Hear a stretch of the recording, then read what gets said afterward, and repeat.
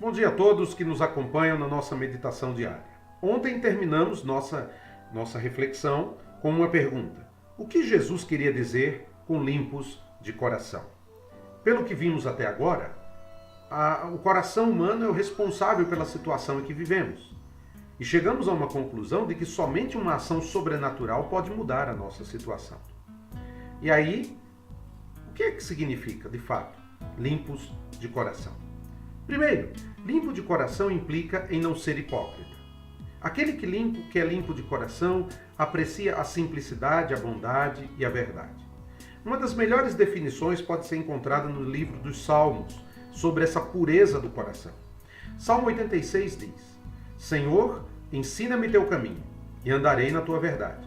Prepara meu coração para temer o teu nome.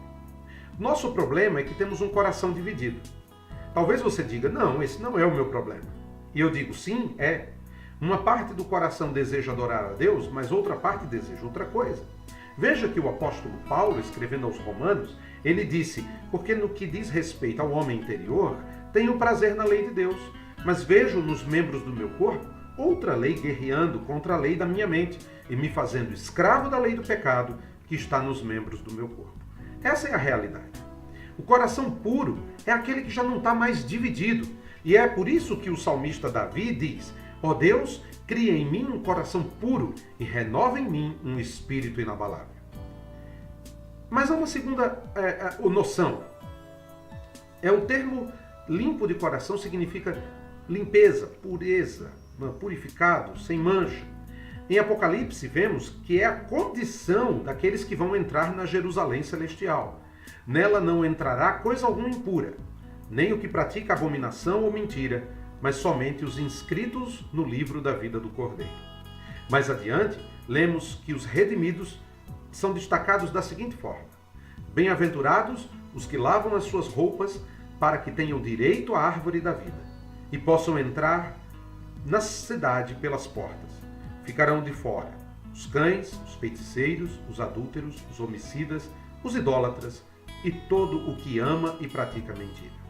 Nada manchado ou impuro entrará na Nova Jerusalém. Mas certamente podemos dizer que ser limpo de coração significa ser semelhante a Jesus Cristo, que não cometeu pecado, nem engano algum foi achado na sua boca. Ou seja, perfeito, sem mancha, puro, íntegro. Se analisarmos um pouco, podemos afirmar que ser limpo de coração significa ter um amor indiviso, ou seja, sem divisão, que considera a Deus como o bem supremo e que se preocupa apenas em amar a Deus. Ser limpo de coração significa guardar o primeiro e maior mandamento: amarás ao Senhor teu Deus de todo o coração, de toda a alma e de todo o entendimento. Ou seja, deveríamos viver para a glória de Deus, em todos os sentidos, sendo esse o desejo supremo da vida. Significa desejar a Deus, desejar conhecê-lo, amá-lo, servi-lo, e o nosso Senhor afirma que somente assim e apenas assim que veremos a Deus. Na carta aos Hebreus diz que nós temos que viver a vida em santificação, sem a qual ninguém verá o Senhor. Infelizmente, para algumas pessoas, esse tipo de mensagem não é agradável. Porque algumas vezes as pessoas pensam que santidade significa um moralismo falso. Entretanto, a Bíblia é muito clara de que ninguém verá o Senhor. É um tema fundamental para todo cristão que deseja conhecer a Deus.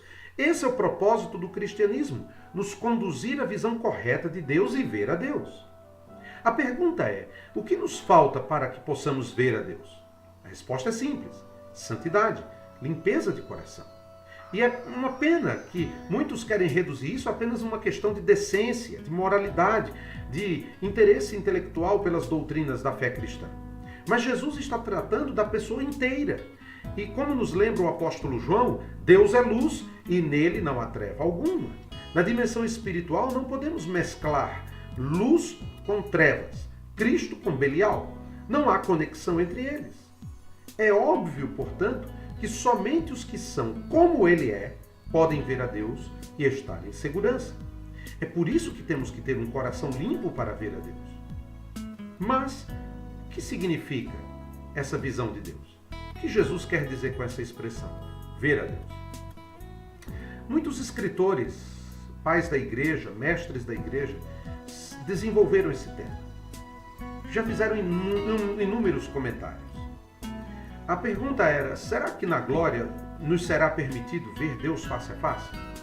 Alguns encaravam essa pergunta como um problema. Será que era algo objetivo, visível ou meramente espiritual? Particularmente, eu creio que essa pergunta não pode ser respondida. Só podemos olhar as Escrituras e encontrar as provas que ela nos dá. O melhor exemplo que temos está com Moisés no Monte Sinai. Naquela ocasião, Deus o colocou num determinado lugar da montanha e disse que Moisés iria vê-lo, mas iria vê-lo apenas de costas. O que indica que é impossível ver a Deus. O Senhor mesmo disse a Moisés: não poderás ver a minha face, porque homem nenhum pode ver a minha face e viver.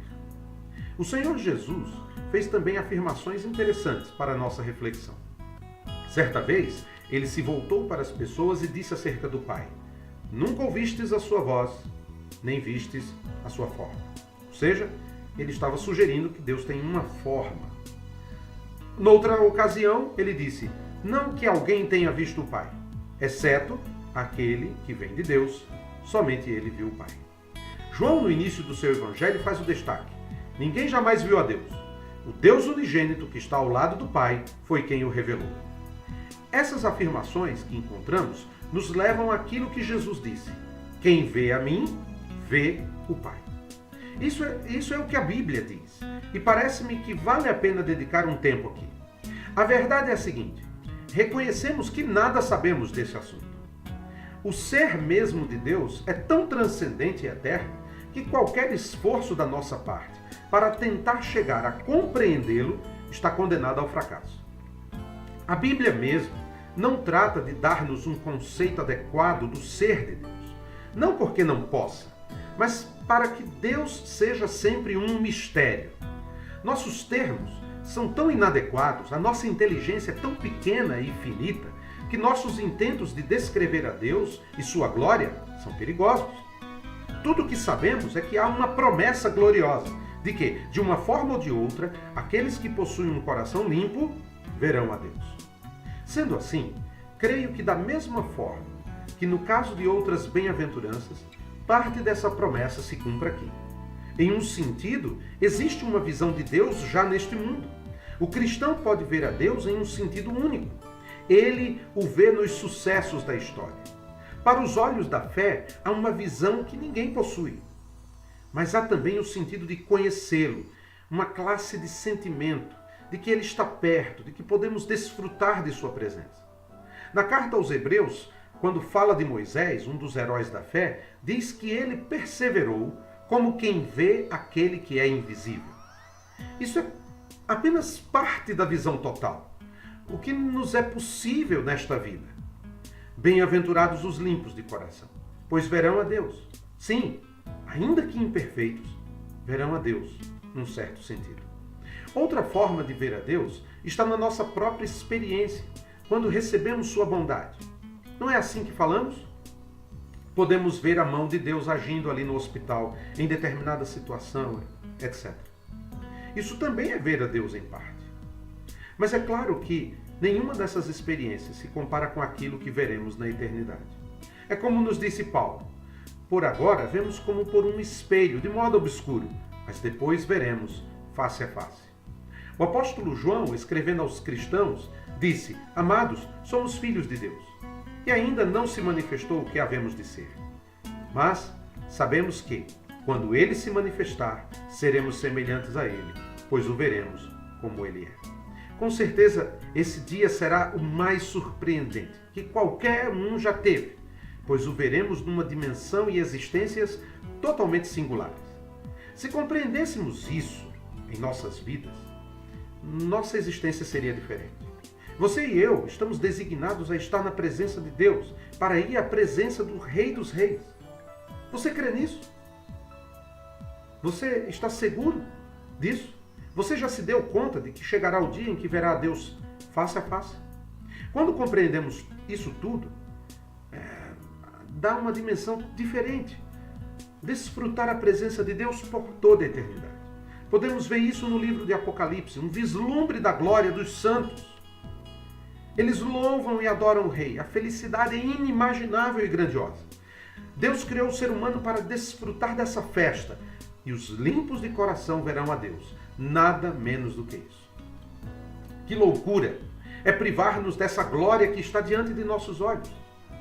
Você já desfruta a presença de Deus e o vê pelo menos parcialmente? Seus olhos estão no céu ou na terra? Contempla as coisas invisíveis e eternas ou dedica seu tempo às coisas passageiras? Você aguarda com expectativa a glória de Deus?